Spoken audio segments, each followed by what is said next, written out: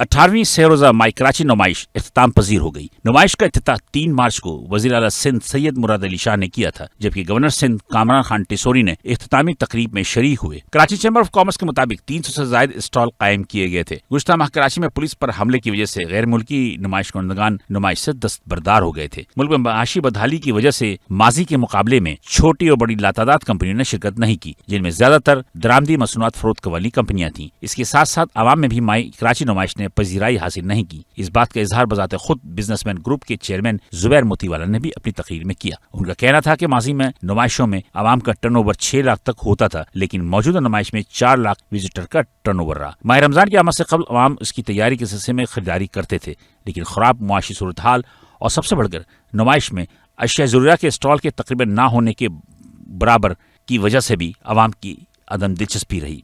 नुमाइश के आखिरी दिन तो रश देखने में आया, लेकिन उनमें भी ज़्यादातर फैमिली तफरी के लिए और मुख्तलिफ स्टॉलों से गिफ्ट मिलने की तवक्को ही लगाए रहे। खरीदारों की तादाद बहुत ही कम थी। माई कराची नुमाइश में आवाम के लिए तफरी का भी मौका फराहम किया गया था। नुमाइश के इख्तिताम पर फायरवर्क का भी मुजाहरा किया गया।